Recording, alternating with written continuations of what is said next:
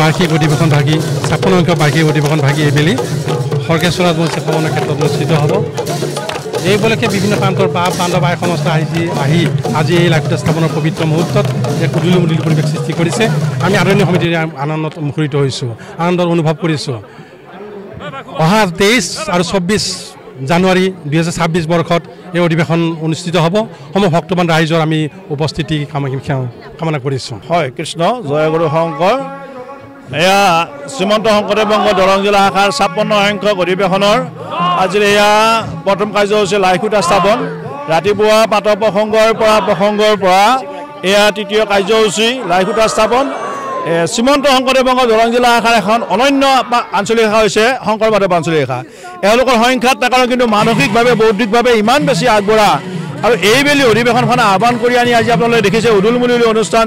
শ্ৰীমন্ত শংকৰদেৱ বংগই অসমৰ জাতি জনগোষ্ঠীক সামৰি এক বিশাল মানৱ সমাজ গঢ়াৰ বাবে যি উদ্দেশ্য আগত ৰাখিছে তাক বাস্তৱত ৰূপায়িত কৰিছে শংকৰ মাধৱ আঞ্চলিক শাখাৰ সংগীসকলে।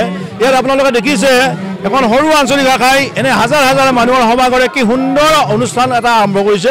আমি ভাবিছোঁ আমাৰ এই যি গুৰুজনাৰ যি উদ্দেশ্য লক্ষ্য আছিল এক বিশাল মানৱ সমাজ গঠন কৰা, তাত শংকৰ মাধৱ আঞ্চলিক শাখাই আগ্ৰহী লাগিব। আগন্তুক অধিৱেশন সৰ্বাংগ সুন্দৰ হ'ব আৰু আজিৰ এই অনুষ্ঠানে আপোনালোকে দেখিছে কি সুন্দৰ পৰিৱেশ।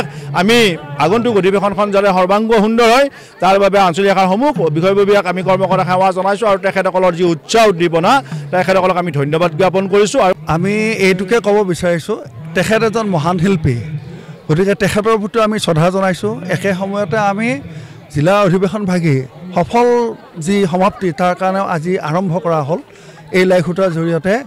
আমাৰ মহাপুৰুষ শ্ৰীমন্ত শংকৰদেৱ গুৰুজনাৰ একান্ত ভক্তবান বয়সমস্তৰ এটা অতি গুৰুত্বপূৰ্ণ বিষয় সেয়া হ'ল বাৰ্ষিক অধিৱেশন, যাৰ জৰিয়তে ভগৱন্ত লগ পোৱাৰ এটা ব্যৱস্থা, ইজনে সিজনে লগ পাই ইজনে সিজনে উত্তৰণ ঘটাব পাৰে আৰু ইয়াৰ দ্বাৰা এটা সমন্বয়ৰ বাৰ্তা এটা সমাজত যাতে গুচি যায়, সেইটো কাৰণে আমি এইটো সদায় প্ৰচেষ্টা আছে, ভৱিষ্যতেও থাকিব। আমি আমাৰ অসমখন যিহেতুকে বিভিন্ন জনগোষ্ঠীৰে পৰিপূৰ্ণ এখন সমাজ আৰু বিভিন্ন জনগোষ্ঠীৰে সমন্বয়ৰ মানে বাৰ্তা হ'ল আমাৰ শ্ৰীমন্ত শংকৰদেৱ সংঘ আৰু শ্ৰীমন্ত শংকৰদেৱ সংঘৰ দৰং জিলা শাখাৰ শংকৰ মাধৱ আঞ্চলিক শাখাৰ ব্যৱস্থাপনাত আমি ভক্তমান ৰাইজ বাপ আই সমস্তৰ সহায় সহযোগিতাৰে আমি আগবাঢ়ি যাম বুলি ভাবিছোঁ। ইয়াত সকলো শ্ৰেণীৰ বিষয়ববীয়া মানে সহায় কৰিব বুলি আমি আশা ৰাখিছোঁ।